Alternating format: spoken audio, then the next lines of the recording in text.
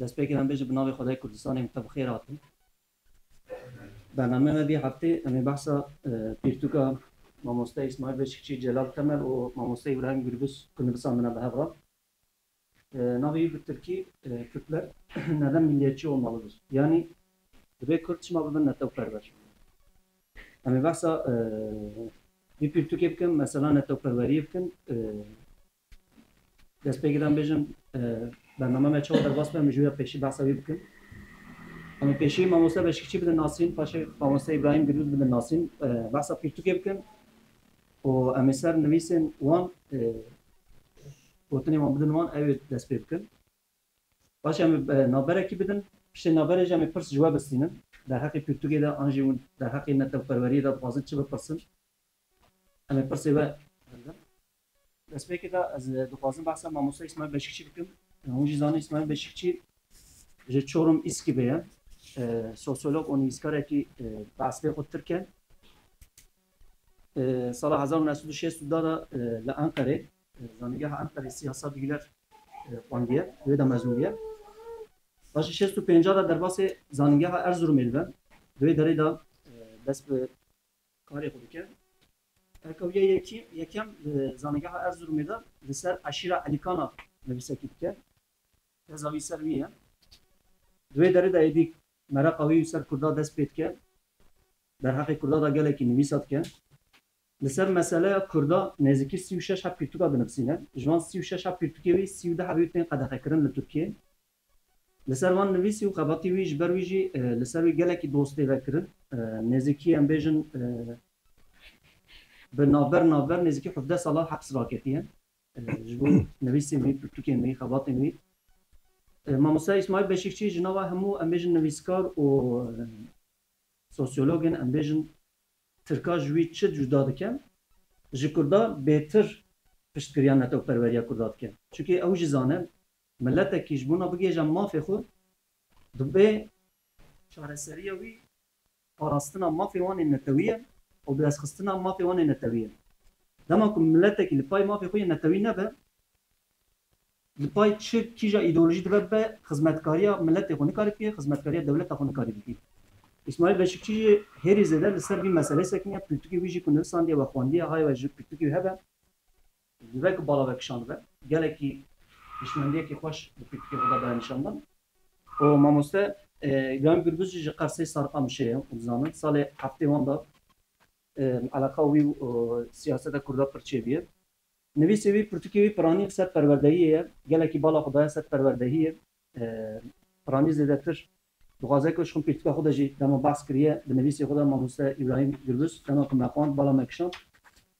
Mamoste İbrahim Gürbüz herî zêde li ser şuur û bilinç em bêjin hîşmendiya kurdayatiyê li ser perwerdehiya Kurda, li ser zimanê Kurdî, li ser hîşmendiyekî çawa çêber perwerdeyê xwe daye sekinandin. Em ê ji mamoste İbrahim jî fikirî wî heldin. Niha destpêkê de mamoste İmre Beşikçî zanî ku Kurdiyê wî zêde ne baş e em pirsê wî hinekî em ê bi Tirkî bikin. Pirtûk jî bi Tirkiye. Ku em behsa Pirtûkê bikin destpêkê de em dixwazin gotinekî bidin İsmail Beşikçi. Hocam şimdi sizin de sorularınızı yönetebilmemiz için Türkçe'ye geçiyoruz. Şeyden sonra biraz sizi tanıttık, kitabı tanıttık. Bu kadar arkadaşların burada toplanmasının yegane temel sebeplerinden biri de Kürt milliyetçiliğini tanıyabilmek ve ulusal mücadeleye katkılarınızın, sizin yazdığınız kitapların, aşıladığınız milli bilincin Ahmet-i Hane'den, Şüveydullah-i Nehri'den bugünlere kadar taşıtan bir meşale olmanızdan bahsettik. Şimdi sizin mesela kitapta bahsettiğiniz yazıların genel büyük bir çoğunluğunu okuduk. Zaten kitaplarınızı da çok okumuşuz. Genel olarak fikirlerinize hakimiz. Burada toplanan arkadaşların şimdi sizden duymak istediği ve sizinle not almak istediğiniz ve kitaptan bahsetmek istediğiniz bir şekilde giriş yapmak isterseniz buyurun, sözü size bırakın. Merhaba arkadaşlar. Hepinizi sevgiyle selamlıyorum.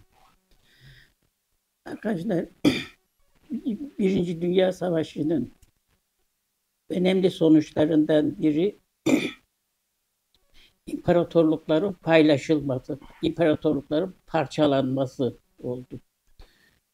Osmanlı İmparatorluğu, Avusturya Macaristan İmparatorluğu, Rus İmparatorluğu, Alman İmparatorluğu, parçalandı. Ve bunların yerine yeni devletler kuruldu.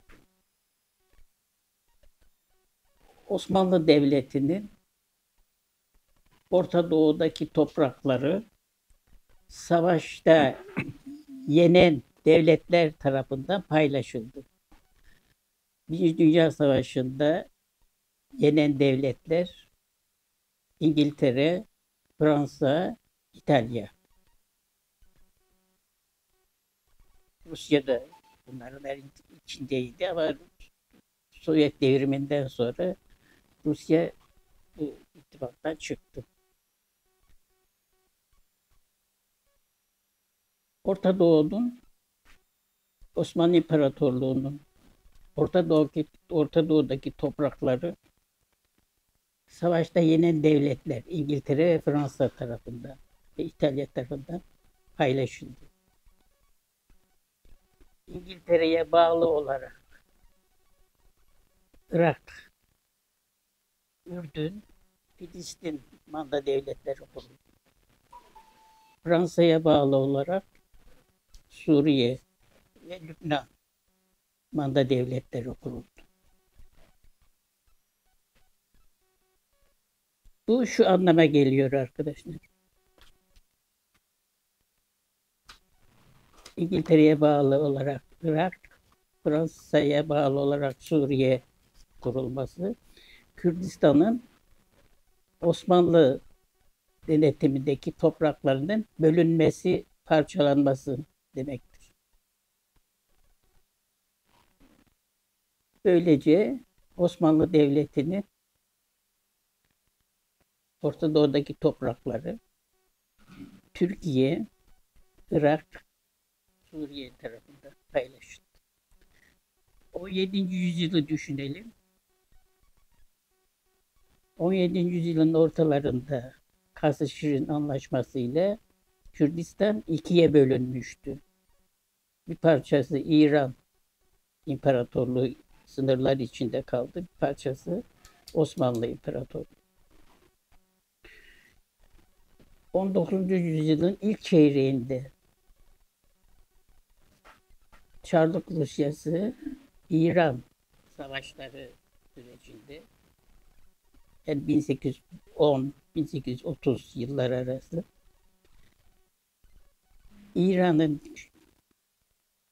İran'daki Kürdistan topraklarının bir kısmı Rusların denetimine girdi. Kuzey tarafları Rusların denetimine girdi. Aslında bir Kürdistan 4 parça diyoruz ya, aslında 4 parça değil, 5 parça. 5. parçası Kafkasya'daki Kürdistan.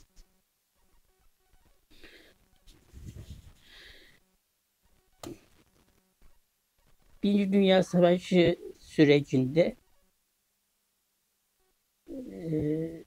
devlet adamları barış konusunu konuşmaya başladılar.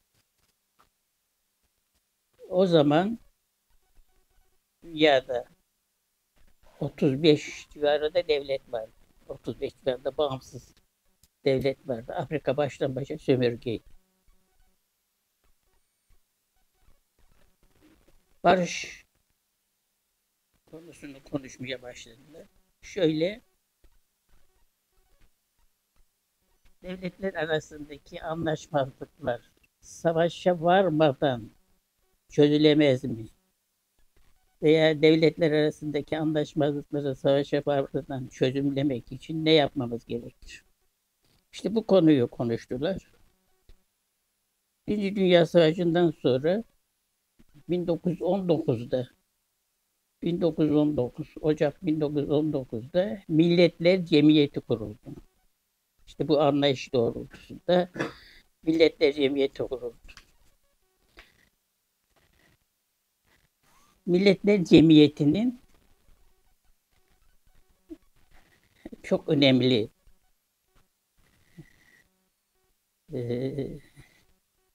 çabalarından birisi Kürdistan'la ilgiliydi. Bu süreçte biz şunu görüyoruz. Yani Milletler Cemiyeti döneminde 1919-20 yılları şunu görüyoruz. Kürdistan bölündü, parçalandı, paylaşıldı. Bakın burada çok dikkate değer bir konu var. Uluslararası barış diyorlar. Uluslararası barışı kurmaktan söz ediyorlar. Yeni örgütler kurulmasından söz ediyorlar. 35 civarında devlet o zaman. Ama şunu görüyoruz. Kürdistan bölünmüş, parçalanmış, paylaşılmış. Yani hem uluslararası barışı kurmak için çaba var, hem de Kürdistan konusunda bölünme, parçalanma, paylaşılma söz konusu. Bu ne demek? Yeni ihtilafların, yeni anlaşmazlıkların tohumunu atmak demek. Yeni anlaşmazlıklar. Tabii Kürtler bu bölünmeyle, parçalanmayla, paylaşılmayla asimilasyon politikalarının hedefi oldular. İran, Irak, Suriye, Türkiye, Kafkasya'yı da sayalım. Her bölgede farklı dozlarda asimilasyon politikaları. Örneğin Türkiye'de Kürtler, Kürtçe tamamen inkar ediliyor, yok sayılıyor. İşte biz şöyle diyoruz. Kürtler neden milliyetçi olmalıdır? Senin ülken elinden alınmış. Dilin yasaklanmış. Ülken elinden alınmış. Dilin yasaklanmış. Bütün kültürel değerlerine el konulmuş. 1930'ları 40'ları düşünelim. Kürtçe şarkılar değil mi? O zaman ses sanatçıları tarafından işte bölgede toplanıyor. O Türkçe'ye çevriliyor. Bu Türk kültürü, Türk folkloru olarak değerlendiriliyor. Ülken elinden alınmış, dilin yasaklanmış, bütün kültürel değerlerine el konulmuş. O zaman sen ne yapman gerekir? Bunları yeniden kazanman gerekir. Gasp edilen bu haklarını, özgürlüklerini yeniden kazanman gerekir. Bunun için de milliyetçi olmak. Bunun için de milliyetçi olmak durumundasın. Yani işte komünist ol, işte şeriatçı ol, ne olursa ol ama senin ülken elinden alınmış. Dilin yasaklanmış. Bunları yeniden kazanman gerekir. İster komünist ol, ister şeriatçı ol, ne olursa ol. Bu değerlerini kazanman gerekir. Onun için milliyetçi olman gerekir. 1920'lerde Kürtlerin, Kürdistan'ın bölündüğünü, parçalandığını, paylaşıldığını görüyoruz. Bütün değerlerine el konulduğunu görüyoruz. Milletler Cemiyeti uluslararası barışı kurmak için kurulmuş. Uluslararası barışı kurmak ve güçlendirmek için kurulmuş. Ama Milletler Cemiyeti kendinden beklenen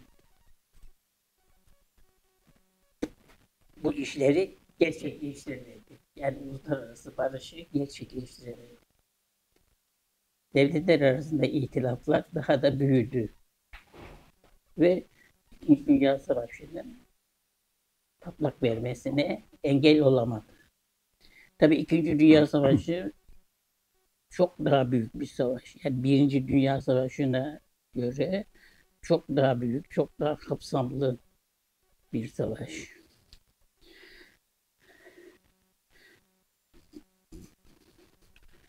Devlet adamları o zaman barış konusunu yeniden düşünmeye başladılar. Yani uluslararası ihtilaflar, devletler arası ihtilaflar savaşa varmadan çözülemez mi? Savaşa varmadan çözülemek için de yapmamız gerekir. Yani barış konusunu yeniden dile getirmeye başladılar. 1945'te Birleşmiş Milletler bu amaçla kuruldu. 1919'da Milletler Cemiyeti, 1945'te Birleşmiş Milletler kuruldu. Birleşmiş Milletler döneminde dünyanın çevresinde çok büyük değişiklikler oldu. Çok kapsamlı değişiklikler oldu. Örneğin Afrika baştan başa sömürgeydi. Bugün Afrika'da 57 bağımsız devlet var. Bugün. İşte o devletler Birleşmiş Milletler döneminde birer birer bağımsızlık kazandı. 45'ten sonra 50, 60, 65 o yıllarda birer birer bağımsızlık kazandılar. Çok büyük, çok kapsamlı bir değişim. Ama Kürdistan'da hiçbir şey değişmedi. Kürdistan bölünmüş, parçalanmış, paylaşılmış. Bir kısmını İran kontrol ediyor, bir kısmını Irak kontrol ediyor, bir kısmını Suriye, bir kısmını Türkiye. Kafkaslar da böyle. Yani Sovyetler döneminde Kafkaslar da böyle. Kürdistan'da hiçbir şey değişmedi. İşte bu koşullarda şöyle söylemek gerekiyor. Yani Kürtler ne yapmalı? 1945'ten sonra dünyada büyük değişimler olurken, çok büyük, çok kapsamlı değişiklikler olurken ne yapmalı? 1920'lerde gasp edilen değerlerinin yeniden kazanmanın yollarını aramalı. 1920'lerde Kürtlerin değerleri gasp edilmiş, ülkeleri elinden alınmış, dilleri yasaklanmış. Ama 1945'te Birleşmiş Milletler döneminde bu daha güçlü olmuş. Yani gasp edilen bu değerler Kürtlerin aleyhine olarak çok daha güçlü bir şekilde Kürtlerin elinden alınmış. O zaman Kürtler ne yapmalı? İşte bu değerleri yeniden kazanmak için mücadele etmeli. Yeniden kazanmanın yollarına bakmalı. Arkadaşlar 1974, 1975 yılları. O yıllarda Kürtler milliyetçi diye eleştirilmekten çok korkarlar. Yani sen bir Kürt'e milliyetçi, ya sen bana hakaret ediyorsun. Ben niye milliyetçiyim? Ben komünistim. Ben internasyonalistim. Veya ne bileyim sağda da ben ne bileyim İslamcıyım. Böyle diyorlar. Milliyetçi olmaktan çok rahatsız olurlar. Çok tepki gösterirler. Ben komünistim, ben internasyonalistim falan diyerek. 1974-1975 yıllar. O yıllarda Afrika'da Portekiz sömürgelerinde ulusal kurtuluş mücadeleleri var. 1974-1975. Angola, Mozambik, Gine-Bissau. Buralarda ulusal kurtuluş mücadeleleri var. Örneğin Gine-Bissau nasıl bir devletti? Nasıl bir sömürgeydi diyelim. Şöyle düşünelim. Orta Batı Afrika. Orta Batı Afrika, Atlas Okyanusu'nun kıyıları. Orta Batı Afrika'da Atlas Okyanusu'nun kıyıları. Bir ada devletti. 500 bin nüfusu vardı. 500 bin nüfusu vardı. Ve bizim Kürt arkadaşlarımız bunları çok iyi bilirlerdi.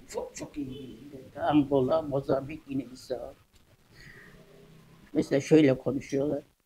Ben diyor bu hafta Mozambik'i anlatacağım. İşte böyle toplantılar oluyor. Bizim burada yaptığımız gibi toplantılar. Ben Mozambik'i anlatacağım. Sen de ileriki haftada Angola'yı anlat. Böyle Angola'yı, Mozambik'i kavramak için çok büyük çaba sarf ederler.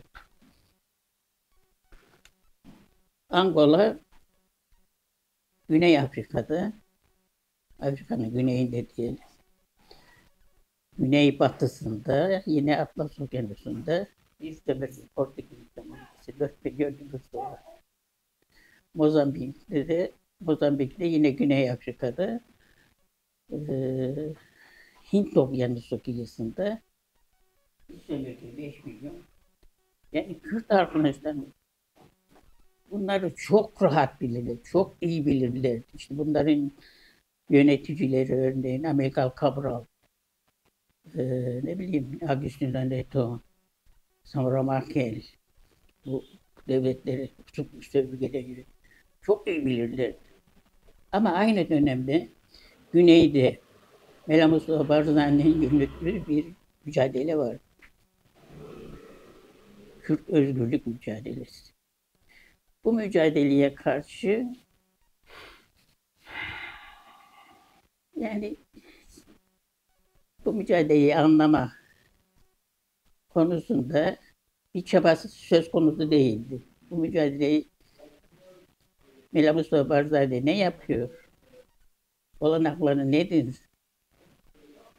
O zamanın arkadaşları bu süreci kale almazlar. Veya ben international, Mela Mustafa Barzani milliyetçidir falan. Burjuvazi'nin adamı, bilmem Sovyetlerin adamı, Amerikan'ın adamı.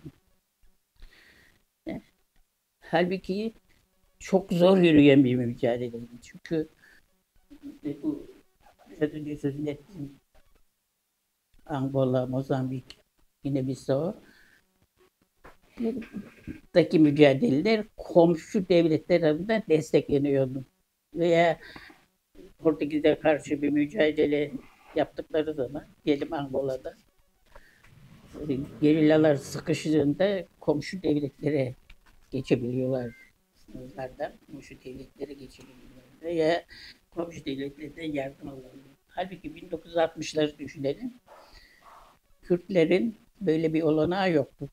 Daha cehennem içinde bir mücadele. Etrafı hep hasım güçlerine çevrilmiş. İran bir hasım, Irak bir hasım, Suriye yine öyle, Türkiye yine öyle. Hasım güçler arasında bir mücadele.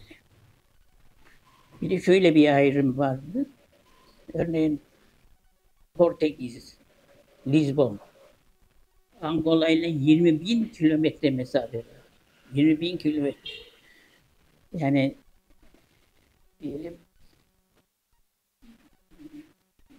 Portekiz devleti gerilla ile mücadele ediyor.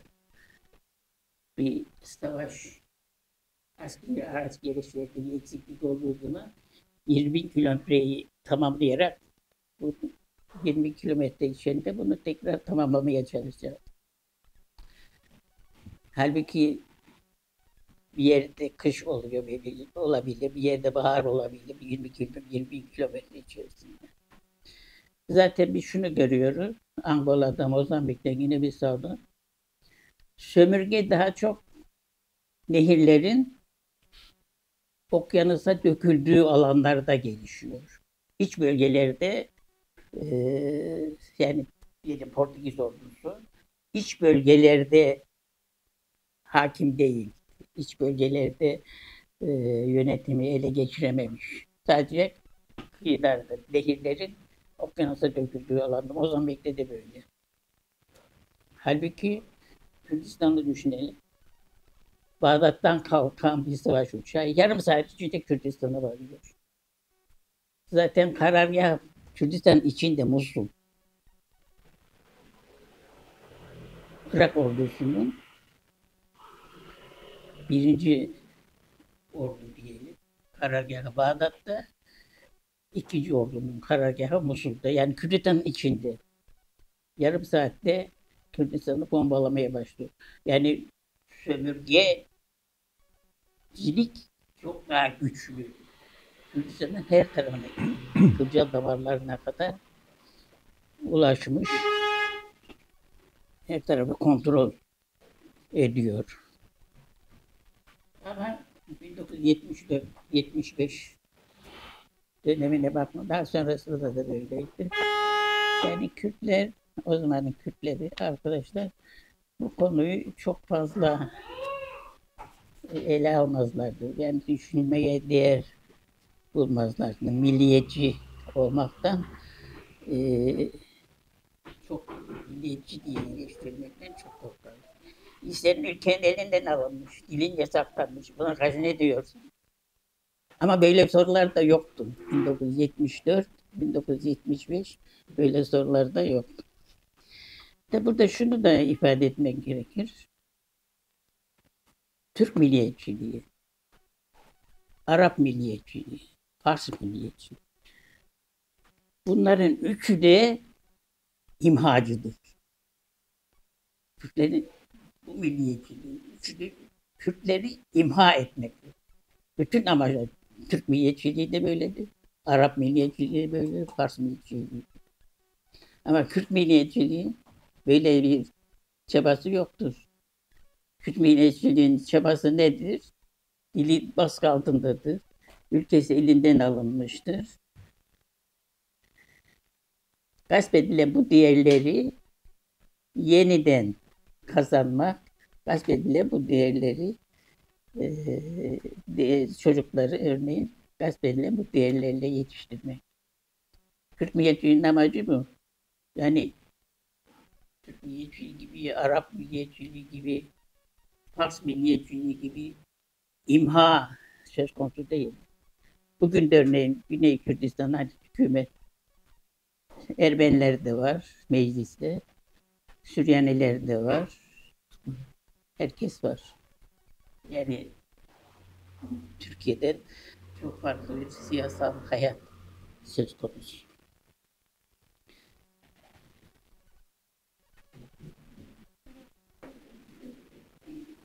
Bu soruyu tekrar sormamız gerekiyor. Kürtler neden milliyetçi olmalıdır?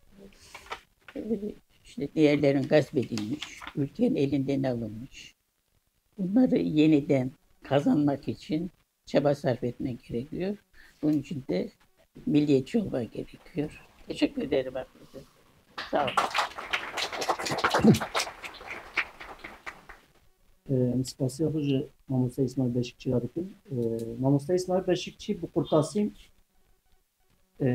behsa vî tiştekî yani. Dinya elem bêjin piranî jî êkum dewletên ku li Kurdistanê ne hatine axa Kurdistanê li ser Kurda jî farz dibînin netewperweriya xwe li ser Kurda yani Tirk dibên gerekî hûn bibin weka Tirkekî heta kî Kurdekî xwe weka Tirk xwe pênase neke ew çi jî be di çavê wan de dibinê erdê de her wisa bahsa Erebîzmê û her wisa nijadperestiya Farisa vî tiştê jî li ser Kurda farz dibînin lê weka ku Mamoste İsmail Beşikçî jî got di salê heftê da heştê da Kurd netewperwerî weka tiştekî xirab mesela Mamoste İbrahim Doğan dema da din xwendekar bîye nava wî qonaxê da bîye baş dizane tenê me xwendiye ew di nava wî qonaxê da wan jiyan kiriye yani îro jî tu nizê dikî ew jar hêjî di nava Kurda da berdewam dikin îro jî hinek ciwanên Kurda dema ku tu wan dibînî tu behsa netewperweriyê ji wan re dikî di bir dere di pirtûkê de jî mesela dinivîsandine di pêşnivîsê de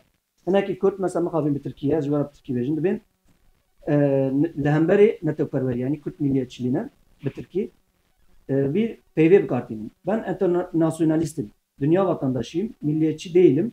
Söylemleriyle adeta Kürtlerinden utanarak bu ifadeleri kullanıyorlar. Yani millet de Kürt li hemberê di tişta hatiye dijmin kirin. Bir taraf kabatên hekî devletên em bêjin li Kurdistanê bûne metîngir. Di peyv di nava Kurda da gelek biye tiştê xirab. Yek devlet bûn, yek jî milliyetçilik. Yani priya tiştê xirab devletê aniye serê Kurda tiştê xirabatê qewmiye gotiye devletê vî tiştê aniye serê me devletê vî tiştê kiriye vî xirabiyê kiriye. İja devletê çavê Kurda da reş kirine, tarî kirine. Yek jî dema tu behsa milliyetçilik netewperweriyê dikî tetînin asta ülkücü ye. Yani farzê misal tu jî weka ülkücü yekî tu milliyetçi ye tiştekî tund tu jî dikî. İja Mamoste İsmail Beşikçî jî gelek insana çima cuda dibe. Hûn jî gelekî dizane di hinekî siyaset û polîtika Kurda da Tirk pir cî digirin. Çi di nava İslamîsta da be, çi di nava çepgira da be. Tirk pir dixwazin cî bigirin. O cî digirin jî Kurd ji Kurda zêdetir wan Tirka da kir ser serê xwe. وانا خبات خوشی هری زیده لهمبری نتوپروریت کن یک ناوی مرد کارا بیجه که یالچین küçük ya mesela divan dema da zide navi der nakil ama sala noti da divan dema mesela em bejin sırı süreye ender çıka em bejin popüler bu sali nota da yalçın küçük popüler bu yani belki em prani de ekul bir darar dönem sali noti da belki em ya sali bu yem dünya ne bu ama de nava xabatın siyaseta politika kurda da yalçın küçük pır peşi da bu gelek peşte hatta Avrupa'yı medyaya kurda da desteği da bu وی برای واد بر مدیا کرد. ایجا اف دجمناتیا دنوا کرد دا توخ میوی یابت. میشه کل همبری نتو پروریه او قص کرد تون دو تجبون همو توخ میوینه. هر وسط دنوا اسلامیستن کرد دا جی دیسا گله کسانه زنا غاز نابیام بکار بینم اون belki اینکه سیاست و politika یون دشوپینن و دبینن yani kurdan teni paz ne kurdan dedin. Kurdan hoş dedin nişandan edin. Neviyen Selahattin Eyyubi, neviyen em bejiş buna İslam'a gele hizmet kirine.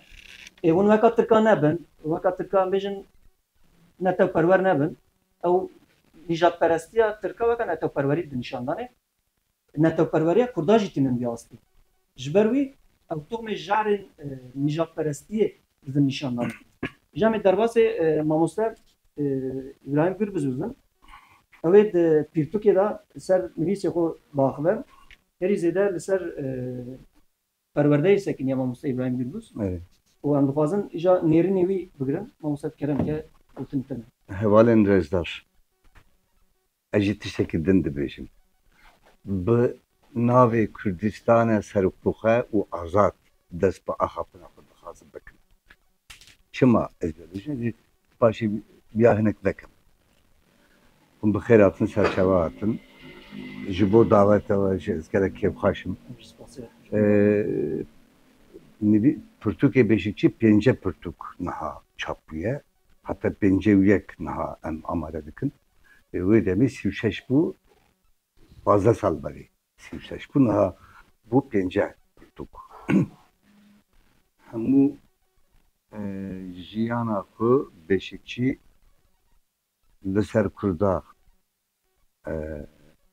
habat diye 1960 hatta naha niziki 65 sal لسر مسئله کرد و کردستانی تخبته براستی ما پرتر کرد و کردستانیه نها او بالکشان و دما 1907 دا ازو دمی زانیگه دا دخان مدخان زانیگه دا بود 1907 دا هفته چاره دا من پرتوگاوی دید و دمی ام مارکسیست بود سوسیالیست بود هنه کواله میشی اسلامیست بود tabi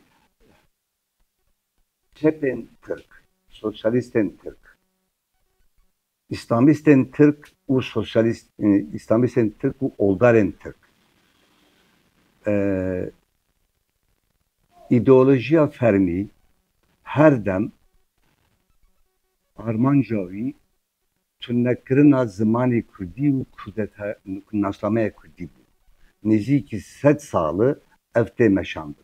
Ese bana jî yani krez bakın ez viyajı beşim ez Kurdî nizanim baş ez Kurdîyim yani Karsê da ez dayık bûm başê nav Tirka da mezin bûm dema 1990 şun da ez Kurdîyim bûm belkî kemaşê min hebe lê gerek em hemû Kurd li ser vê awayî xwe biêşînin zimanê xwe hîn bibin çû zimanê me hebûna me ye çima bi navê Kurdistana serbixwe û azad bigo wê demê li 1907 da nav çepên Tirkan da qala Filistînê dikirin qala Angola şekil dibêje Gine-Bissau, Mozambik koloniye dünyayê da qalawan dikirin min jî digot peki meselê Kurd çawa bibe digot nehevce li vîya bîne holê piştî şore jî meseleyê Kurdê çareser bibe wê demê nav çepên Tirkan nav İslamistên Tirkan da Kurdek bigota ez netewperverim hema tecrid dikirin li ideolojiye fermi 1965 da hene Kürt ki beşiki ve demi xabat Kürdoloji dike hemu çapameniye wan rojnameye wan beşikçi da dibêje eva kevneperest e. Yani ji bo meseleyi Kurd nîqaş dike li ser wî xebat dike êriş dikirin digotin kevneperest e. Çepê Türk jî İslamistê Türk jî rastê Türk jî wisa difikire. Yani türeva Kurdî türev çê nizanim ama türeva yani melen ideolojiya fermiye mixabin. Ve demê hemû pirtûkê li ser Marksizm, sosyalizmê me hemû pirtûk dizanibû. Me digot işte ulusların kendi kaderini tayin ettiği. Wê pirtûkê da 225 rûpelê da işte Lenin diya viya digot. Me wana hemû dizanibû. Me ezbere zanibû. Oldarê civanên oldar in Kurd jî Aliyê İslamî de her tişt zanibûn. Lê qekes nizanibû Ahmed Xanî, Feqiye Tahîra, Ali Hariri, Baba Tahîr Üryan yani koka xwe me nizanibû. Me digot em koka xwe hinek li kolîn bikin digotin na hûn ew in. Yani kevneperestî difikirin. Ne hevçeye. İşte me digot em işte internasyonalist beşçi dibêje me internasyonalistin, em komünistin, em sosyalistin, em oldarın, em İslamistin. Lê me tu carê ne digot em ji bo mafê xwe, ji bo neteba xwe, ji bo nasameyê xwe em xebatê xwe bikin. Tiştekî wisa me neherîbû ve me neherîbû em bêjin. Em ditirçan. Çünkü me tiştekî wisa bigota yê çepên Tirkiye me ra bigotan hûn bûnçî ne. Sovyetlerê da Rusya'yı da bunt hebû. Mafê cûhiyan dixast. Ji bo wî ona tecrit dikirin. Ez viya bêjim ev noktayekî girîng e wê demê hemû sosyalistên çepkirên Tirk û Kurd, İslamistên Tirk û İslamistên Kurd wisa difikirin İslamistên Tirk çi Kurd çi digotin em ümmetin. Hûn ümmet cuda dikin, parça dikin. Em yekin endamê internasyonalê İslamın. Çepkir jî digotin em endamê internasyonalê proletaryayê. Yani her yani ideolojiya fermi jî ne dixwaste em bibin netewperwer. Çepê Tirk jî ne dixwastin em bibin netewperwer. Rastê Tirk û İslamistê Tirk û ne dixwastin Kurd bibin netewperwer. Çünkü eğer Kürt bibin netewperwer tekoşîna nasnameyê xwe, tekoşîna mafê xwe yê bike. Ji bo wî qedexe bû. Heta gelek hal derbas bû, heta îro. Îro hêdî hizra netewî, netewperweriya erd hêdî çê dibe. Tenê beşikçi wê demê ne çep bû, ne sosyalist bû, ne oldar bû, ne İslamist bû, ne şeriatçı bû. Tenê beşikçi. Zindana Diyarbakırê da 1971 da gelek grubên rewşenbîrên Kurd hene. Şoreşgerên Kurd hene. Wana navbera xwe Tirkî de axivin. Beşikçi wana protesto dike. Dibê çima Tirkî de axivin. Gerek hûn Kurdî biaxivin. Protesto dike. Dibê hûn Kurdin. Gerek hûn zimanê xwe biaxivin. Ev jî Kurd nîne. Acayip ev ne? Yani em ahlakeke bilind heye. Beşikçi de şestü hemû emrê Kurdayê Kurda xewna xwe da jî Kurdolojî dixebite. Xewna xwe da jî li ser meseleyê Kurd û Kurdistan serê xwe diêşîne. Wê demê zindana Diyarbakırê da li şerê Kurdistana başûr devam dike. Baas jî dibêje ez sosyalistim. Wê demê çepkirên Kurd piranî piştgirî Baasê dikin. Tenê beşikçî û dusê heval yê ku Teqî Hüseyin, Battal Batî dusê kes dîsa hene wana piştgiriya Mele Mustafa dikin. Tiştekî gelek balkeşe. Ew İslamistên Kurd jî mixabin. Tesîra İslamistên Tirkan da yê mayîn wana jî tirsa işte hûn ümmet parça dikin. ترساوی قدن یکونه دکرن وانا جدی گفتن ام مسلمانن تری ناسلامایان مسلمان نها شما من اصال بود ناوی کردستان آثار بخو آثار مسلمان کرد اصال دبیش سر ناوی خدا کردستان دبیشن Alevi Kürt dibêjin sernavê Düzgün Baba yani ji sernavê Xizir Ezîdiyê Kürt dibêjin sernavê Meleke Tavus yê Xristiyanên Kûçin Kürt pir olen pir olda yani gelek ol hene nav Kurdada Xristiyan hene Musevi hene Müslüman hene pirani Müslümanın Ali Alevi hene Sünni hene Ezîdi heye Kakaya heye li herkes muhabin ezviyat benim az Alevi Kürt'teki Alevi'de dibêjim Türkiye dibe az Alevime ye Ezîdi re dibêjim Türkiye dibe az Ezîdime ye Müslüman pirani şükür dibêjin em Kürdim ew hedi nez yani Ezîdi ne Müslümanın Alevi de Müslümanın براستی ام کارم یاد جدا باخن yani herkes mesela Türk Arabı pırsa Türk Aleviye Türk Arabı pırsa beji Türkiye dibe az Türk'üm Protestanı Almani beji Çiye dibe Almanım Katolikçi dibe Almanım Aleviye Türk Müslümanı Türk yedinci Hristiyanı Türkçe hemen bu pırsa dibeji beri her işte az Kürdüm az Ona kur, yani şimdi mesele Kürt değiliz. Le Türk, Arap, Alman, hemû dünyada bere dibêjin em Türk'ün başê dibêjin ez Alevinler. Başê dibêjin ez Müslümanım. Başê dibêjin ez Ezîdim. Navanda Ezîdi tune mesela Alman. Bere dibêjin ez Almanım. Nastamem min Almane, olê min Protestanı. Hristiyanı û Protestanım.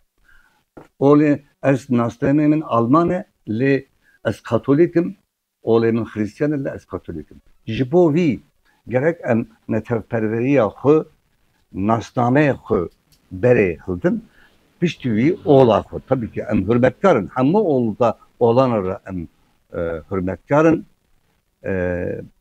ez dixwazim axaftana neha dest pê dikim axaftana xwe ez dixwazim berê hinek li ser nasname çiye başê jî li ser teoriya netevperverî teoriya netevperverî navxwe gelek cuda dibe bisekinim nasname mirovek yan jî ferdek nav civatê de derdora wî aliyê çandî û civakî wî çawa dibîne û ev ku çawa dibîne viya îfade dike bi gotineke din ji mirov xwe çawa penase dike û civat çawa wî mirovî tesîr dike li ser wî mirovê de tesîr dike û bi vî awayî nasname pek ê di disiplîna sosyolojiyê de civaknasiyê de nasname bi faktörên zayende yani cinsî û çînên civakî sosyal sınıflar cihê mirov di civakê de diyar dike. Di disiplîna felsefeyê de nasname kimlik li ser rastiya bingehîn û hebûna mirov disekine. Di disiplîna psikolojiya civakî da nasname ev e ku mirov çawa xwe dibîne û di civatê de mirovên din wî çawa dibîne. Li ser vî awayî xebatê xwe dike. Ev tege divarên psikolojî û civaknasiyên sosyolojiyê de peşketiye. Ez dixwazim niha jî li ser nasnameya netewî bisekirim. Nasnameya netewî min berê tarifa nasname kir daha nasnameya netewî.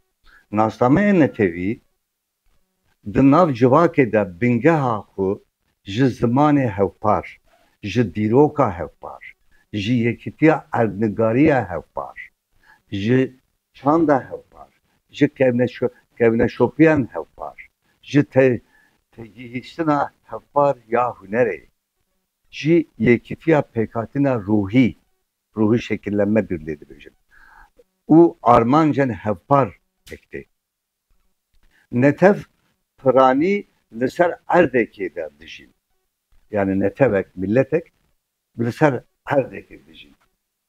Netev zimanekî hevpar, çandekî hevpar, erdekî hevpar, ruhiyetekî hevpar, armancekî hevpar heye. Li hemû her netebê de evana heye. Yani gerek li ser erdekê de bijîn, çanda wan hevpar gerek hebe, zimanê wan hevpar gerek hebe, ruhiyeta wan êş û elema wan gerek hevpar be. Di civakê de ji bo hişmendiya neteveyî û ji bo hişmendiya netevperveriya erd, ew pir mühim e. Li ez pirtûkê de piranî li ser netevperveriya erd disekirim. Netevperveriya diaspora heye, netevperveriya etnîkî heye, netevperveriya erd heye. Mesela netevperveriya erd jî dibêjin netevperveriya siyasî. Netevperveriya etnîkî hinek jî ji bo wî dibêjin netevperveriya çandî. Netevperveriya diaspora zaten derva nav civata Kurd da ew çêbûye. Ez ê ser vana xal bisekirim. Di civakê de ji bo hişmendiya netevî û ji bo hişmendiya netevperveriya erdî pêk were dibe peşî hişmendiya dîrokî û civakî hebe. Yani hişmendiya dîrok û civakî tune be, netevperveriya erd çênabe. Hişmendiya dîrokî û civakî, yani Türk çavarı toplum bilinci ve tarih bilinci dibêjin. Ji bo ku bikaribe pêk were dibe ji wî welatê de li vê civakê de gerek potansiyela entelektüelî hebe. Yani potansiyela entelektüelî li vê civatê de, wê welatê de tune be, hişmendiya dîrok û civakî çênabe. Hişmendiya dîrok û civakî tune be, hîzra netevî çênabe. Yani hişmendiya netevperveriya erd çênabe. Yani bingeh potansiyela entelektüelî. Potansiyela entelektüelî li welateke azad û di civakekê de azad da derdikeve holê û geçti be.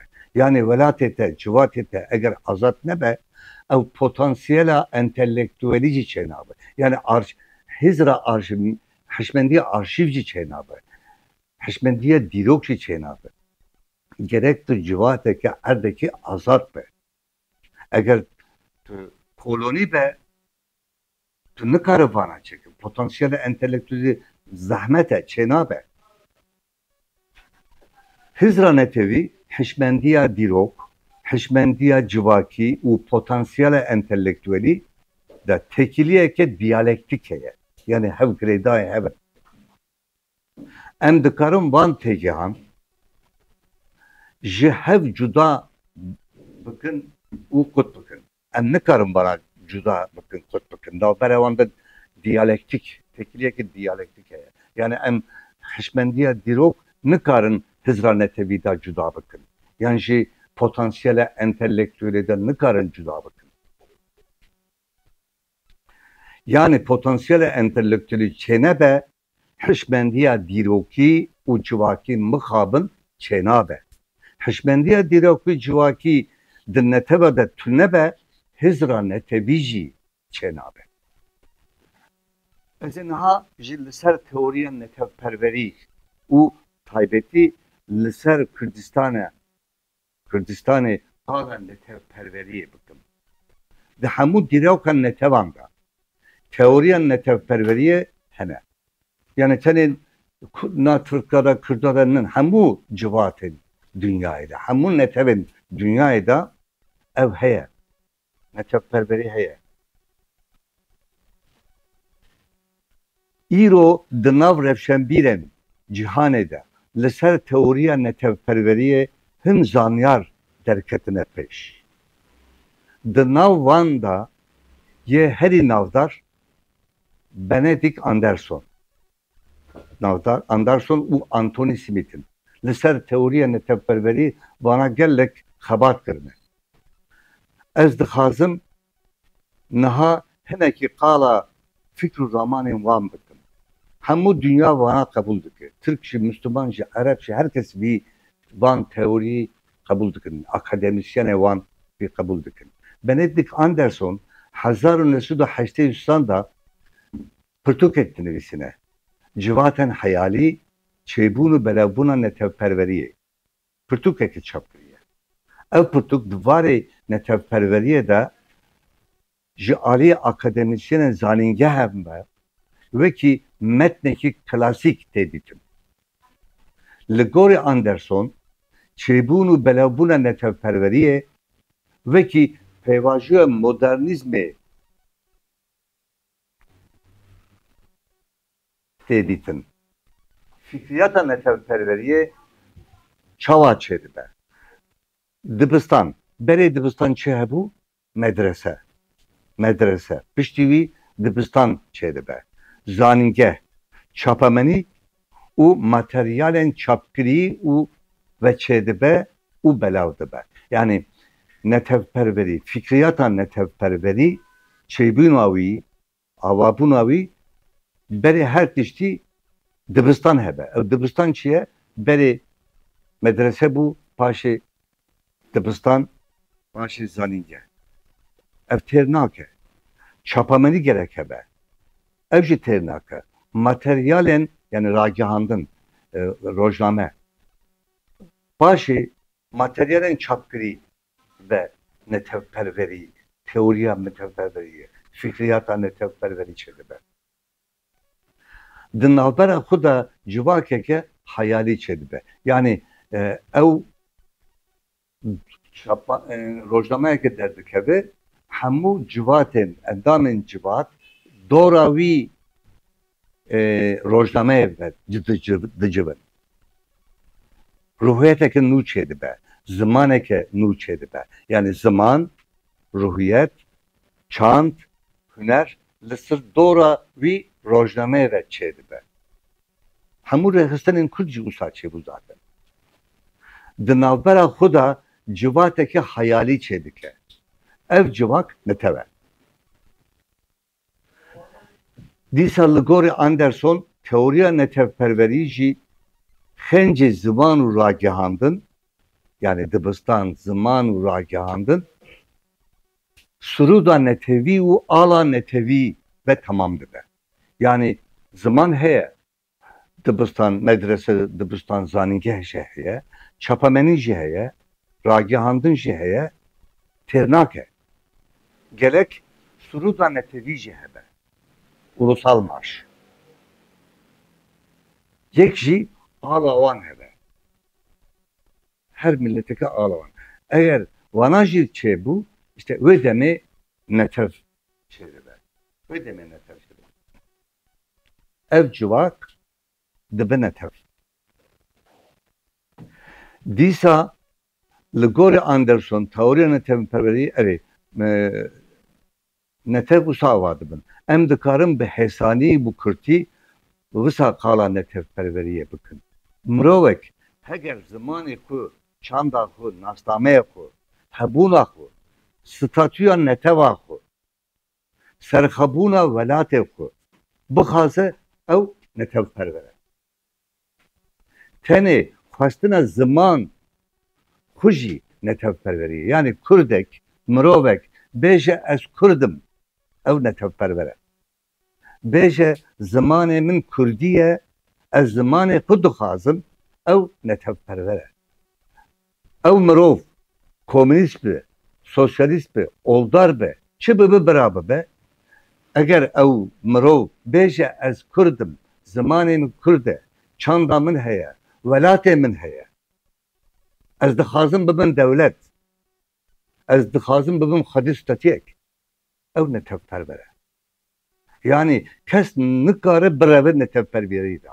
Evet dibêjin ya em oldarın ne hevceye ne tevperveri.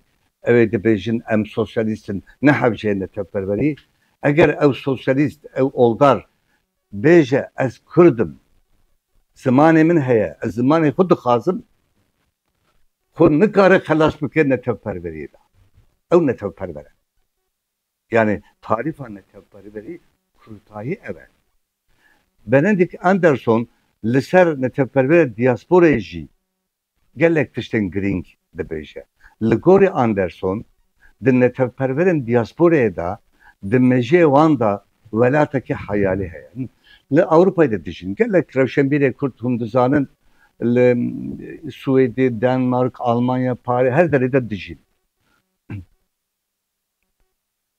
Dibêjin ewa welatê me ye dibêjin. Li bo mesela hevalek min hebû li Swêdê rewşenbîr nivîskar e vejevan bû di got Swêdî welatê min e. Lê hayalê wî de welatê din jî hebû, Kurdistan jî hebû.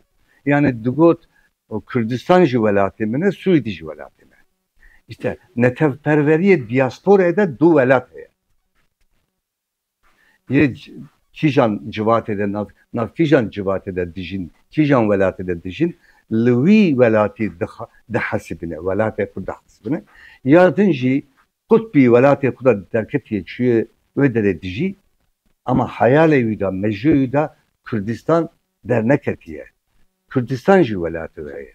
Yani netevperverê diasporada du welat heye. Yani welateke wendakirî heye di hundirê civakê ku tê dijîn ji wî welatê xwe da wî welatê jî welatê xwe dihesibînin. Anthony Smith netevperveriyê dibin du sernavên sereke de dinirfînin. Ya yekemin netevperveriye etnikî ya duanî jî netevperveriye erdî. Yani me çıkır kala netevperveriye diaspora kır, netevperveriye erdî û netevperveriye etnikî jî Anthony Smith tarif dike. Em binerin Anthony Smith çawa diya tarif dike. Di netevperveriye etnikî da berdevamiya netevan, çand, hüner, zaman esas digire. Em minak bidin li gelek rewşenbîrên Kurd ve İstanbul'da de dijiyan. Celadet Bedirhan, Kamuran Bedirhan, Namdi Hüseyin, Müküste Hamza gelek kes li İstanbul'da de dijiyan. Wana hatta Hazaru Nesudun Nozdan netevperveriye etnikî bûn. Çima wana tenê dixwastin nav İmparatoriya Osmanî da zimanê wan, çanda wan hebe bes e. Netevperveriya erd mejiyê wan da tu nebû. Ji bo wî dîqet bikin wê demê hemû rewşenbîrên Kurd piranî. Çar hep cuda bikin. Emin Ali Bedirxan, Abdurrezzak Bedirxan, Hacı Kadiri Kuyi, Şeyh Abdüsselam Barzani, u ye Kürdistan'da de dijîn Şeyh Said, Mele Selim, Şeyh Ubadillah Nehri, xencî wana ev İstanbul'da da dijîn, çünkü İstanbul'da perverde bûne hemû kurê mîran bûn. Wana piranî kurên mîran bûn. Digotin em yekîtiya İmparatoriya Osmanî dixwazin. Li tenê zimanê me hebe, çanda me hebe, em yekîtiya Osmanî dixwazin, hemû piranî jî ew bûn. Osmanlı perest bûn. Mixabin. Piştî 1919 şunda wana hişmendiya wan hat guherandin netevperveriye erdin. Yani netevperveriye etnikî de nav İstanbul'da da em grubeke Kurdun em tenê dixwazin çanda me bijî zamanê me bê derê bê parastin em welat xastin tuneye, devlet xastin tuneye. Yani netevperveriye etnikî de erd tuneye, welat tuneye tenê parastina çand û huner heye. Ew netevperveri etniki. Em karım hinek kes jî dibêjin eva netevperveriye çandî jî dibêjin. Bu saat têtarîtin. Netevperveriye erdî da erd heye. Erd pîroz tê dîtin. Statü heye. Devlet bun haz heye. Minak ez bêjim. Li dema Osmanlı'da Şerif Hüseyin revşenbîrekî mîrekî emireki Osmanlı bu. Li ye Mekke'yi bu. Mekke'yi bu. Ve digot em Osmanlı naxazın, em halife naxazın, em devlet xwe dixazin. Li İngilizlere uşa digot. Digot em devletek dixazin. Ew xastin wana kir malbata Şerif Hüseyin kir sê devlet. Ew bu Kralê Suudî, Kurrewî Abdullah bu Kralê Ürdün, Kurrewî Piçûk bu Kralê Iraqê. Yek bav, du kur bûn sê devlet. Çünkü netevperveriya Erdoğan'da hebu. Netevperveriya erd kur nav kurda da mıxabın ödenet ne bu. Hebu jî perçe bu. Yani lokal bu. Navbera Aleviyan, Kürden Aleviyan, Sünniyan, yekîtî tune bu. Aşiret navbera wanda cudabun hebu. Ew netevperveriya erd mıxabın ödemi ne bu. Paraniya Revşenbîrê Kurd İstanbul'da da dijîn. Perverde Osmanlı'da perverde ditin. Dibistan avan Harbiye xelas kirine, Galatasaray xelas kiriye. Hemû Bedirxaniyan, Cemil Paşazade hinek Diyarbakır'da xwendine. Yani Pirani li Aliye Osmanlı ve hatiye perverde kirin. Yani sistema Osmanlı'da hatiye perverde kirin. Ji bo wî wê demê wana Pirani Osmanlı perest bûn. Yekîtiya Osmanlı dixwe. Türk, Revşenbîrê Türk wê demê digotin em Osmanlı bira belav bibe em devleteke Türk ava bikin. Revşenbîrê Türk. Yê Yunan, yê Bulgar, yê Arnavut, hemû Arab digotin em devleteke serbuxa dixwazin. Em Osmanlı naxwazin bira Osmanlı belav bibe. Çima ew qiramet hatiye serê me dema Osmanlı'da dest pê dike ev keramet, ev felaket. Osmanlı 1987 da navendibûna Osmanlı bu. Navendibû Osman merkezileştirme politikası. Ve demê dest pê dike hemû mîrên Kurda tasfiye dikin. 1947 da mîrên Bedirxan tasfiye ettikin. Mîrên Mükse, mîrên Hakkari, mîrên Revandûzê, mîrên Mükse her derê Muşê li Kurdistanê da hemû mîrên Kurd hat tasfiye kirin. Wana hemû kom kirin. Koçber kirin İstanbul, Girit, Kahire, Şam.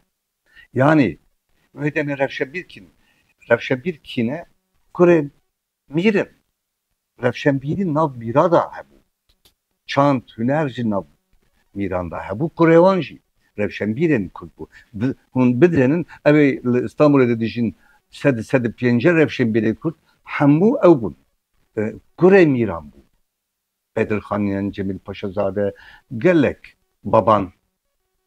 Babanzade wana hemû mîrên Kurda bûn. Zarokên mîran bûn. Ji bo wî evê da çênabe li ew felaket raporên Osmanlı derbas dibe. Paşaya Osmanlı rapor dişini dersaadeti li İstanbul'ê. Raporê de çi nivîsandiye zane dibêje em bê aqil û ez ya karim dixwînim dibe Kurdên bê aqil û çarling gerek em bê serûk û bê Revşenbîr bihêlin wana nikarin tiştekî bikin nikarin bilibin. Yani hemû serokê Kurd 1827 û 1847 nav wê 20 salan da hemû hildan koçber kirin çûn İstanbulê. Zanabûn riya kirin. Aqil bûn. Yani ne dikarsın ona erde kuda civata kuda biminin. Çünkü eğer erde kuda civata kuda biminin hizra netevi yani şimdi fikriyata netevleri çava çedi bu gerek dibistan hebe. Çapameni yapıp şey bikirna le erde kuda nav gele kura tekliyavan heba ye fikriyata netevperveri hizra netevperveri hatta netevperveriye ert ye şey baba. Ama bizana bun Osmanlı hemu revebirin Kürt, seruken Kürt u revşenbirin Kürt ve demi koşber kırın, sürgün kırın le metropole imparatoriye. Dibe ona tüccarın nikarin bizlerin Kürdistan'ı. Yani koşber dikin bir yarcı distinin. Dibejin tüccari miren Kürt, seruken Kürt, revşenbirin Kürt nikarin biçin Kürdistan'ı. Nahilen. Jibovi netevperveriya ert li Kürdistan'ı da mıkabın çenabe. Ve demeji Kürt hemu herkes dibin devlet. Yek bav du Kürt dibin se devlet. Arap dibin pişti Arap dibin 22 devlet. Ama 6 milyon Kürt İro nebune kattıştaki. Statüye kevan küçük heya. Hadi bir pare.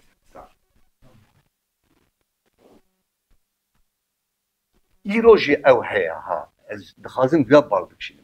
Ve demi revşenbiren Kürt, siyasetmedaren Kürt, reveberen Kürt, Pırani Osmanlı perest bu. İroji bunu Türkiye perver. Türkiye perest. Politikaya Türkiye bu. İşte ev. Kur'an-ı Beceğiz en harekete Kürdanı. Kıt alakalı tüne.